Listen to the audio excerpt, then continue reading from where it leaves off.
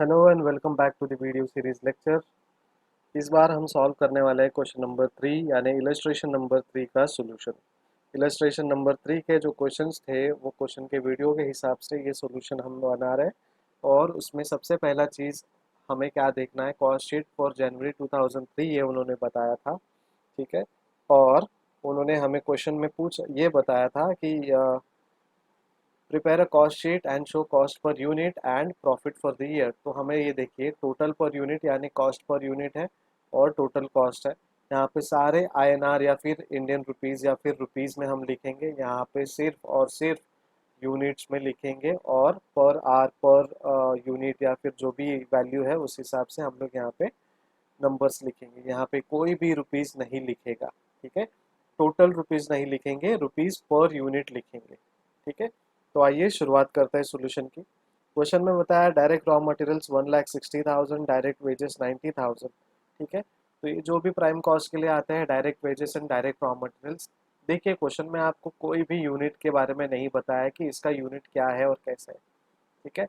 तो direct raw material 1,60,000 बोला है, डायरेक्ट वेजेस 90,000 बोला है, लेकिन ये फिर वैल्यू कैसे आया सर?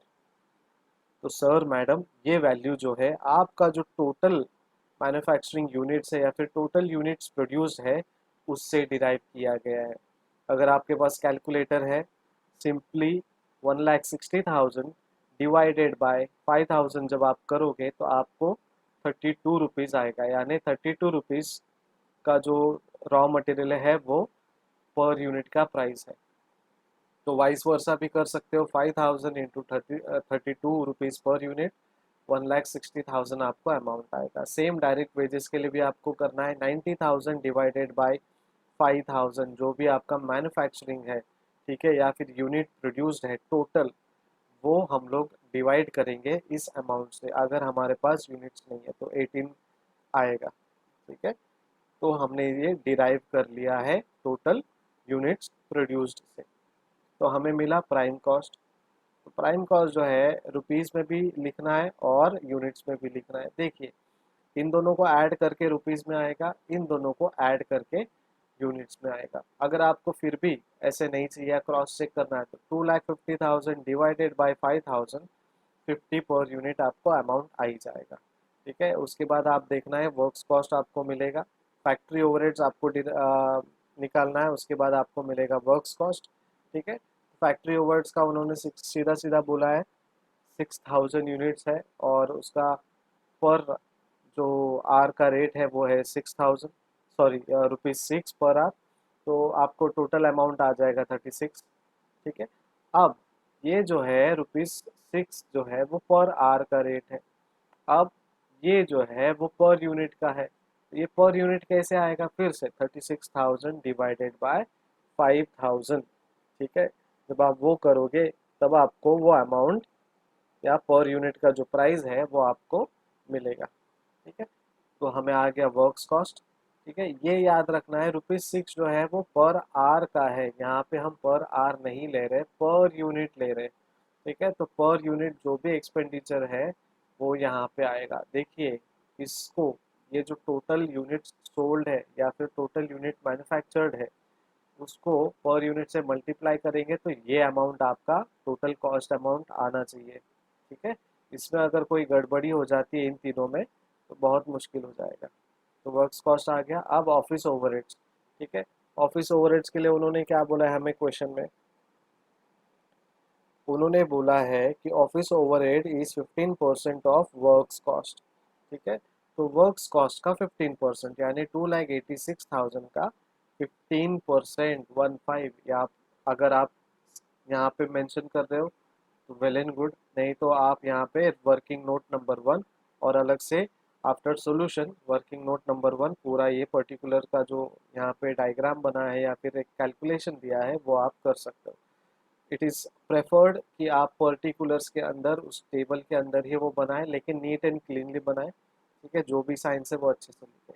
यहाँ पे आप 15% भी लिख सकते हो, 0.15 भी लिख सकते हो, 15 डिवाइडेड बाय 100 भी ले सकते हो, जिस तरीके से आपको लेना है ले लीजिए, लेकिन फाइनली अमाउंट आपको 42,900 ही आना है। ठीक है। अगेन हर अमाउंट को डिवाइड करना है हमें टोटल से, ठीक है। तो जाके हमें टोटल पर यूनिट आएगा, यानी पर यूनिट का प्राइस हमें पता चलेगा। कॉस्ट ऑफ प्रोडक्शन हमें मिलेगा। सेलिंग ओवरहेड्स के लिए उन्होंने 5000 बोला है, पर यूनिट 2 रुपीज़ है, ठीक है। तो यहाँ पे पर यूनिट 2 रुपीज़ बोला है, तो टोटल में 10,000 और पर यूनिट 2 जैसा दिया है वैसा ही आएगा, ठीक है। यहाँ पे आप बोलोगे सर ये 6 दिया है, 6 क्यों नहीं लिखा है? बिकॉज ये 6 पर आर के हिसाब से दिया है और ये पर यूनिट के हिसाब से हमने लिखा है। फिर हमें मिलेगा कॉस्ट ऑफ गुड्स सोल्ड 3,38,900, उसका पर यूनिट जो भी है प्लस माइनस करके यहाँ पे आएगा 67.78 प्लस करेंगे हम लोग, ठीक है। देन सेल्स हमें दिया है 5,000 इंटू ₹80 ईच, यानी 80 रुपीज़ पर यूनिट, ठीक है। तो 4 लाख प्लस 80 जैसा है वैसा ही आएगा। अब कॉस्ट ऑफ गुड्स है सोल्ड है हमारे पास और सेल्स है हमारे पास। ये 4 लाख को माइनस करेंगे 3,38,900, तो हमें पॉजिटिव में आंसर आया 61,100। अगर गलती से नेगेटिव आता तो ये प्रॉफिट के जगह हम क्या लिखते? वेरी गुड, लॉस लिखते, ठीक है। तो 61,100 और यहाँ पे भी 80 माइनस 67.78 12.22, तो ये हमें याद रखना है और ये मेथड से हमें प्रॉफिट निकालना है, ठीक है। तो इसी तरीके से आपको ये सॉल्यूशन समझ गया होगा मेरे ख्याल से, बहुत इजी तरीके से हमने लिया है। और ये थर्ड टाइप जो है सॉल्यूशन का वो हम ले रहे हैं, ठीक है। इसके बाद एक और अगला नया तरीका हम कॉस्ट शीट में लेंगे, ठीक है। इसके बाद हम क्वेश्चन अपलोड करते जाएंगे, आपको आपको सॉल्यूशन मुझे बताना है, मेल करना है या फिर व्हाट्सएप करना है। उसके बाद कोई हेल्प नहीं होगी जब तक आप सॉल्व नहीं करोगे। अगर आपने सॉल्व किया आपको फिर भी डाउट आ रहा है तो हम लोग क्रॉस चेक करेंगे कि कहाँ पे डाउट आ रहा है और कैसे आ रहा है। प्रोफॉर्मा में अभी भी किसी को भी डाउट है तो प्रोफॉर्मा का एक स्पेशल वीडियो मैंने बना के अपलोड किया है, आप वो देख सकते हो, बार बार देखिए नहीं समझ में आ रहा है तो।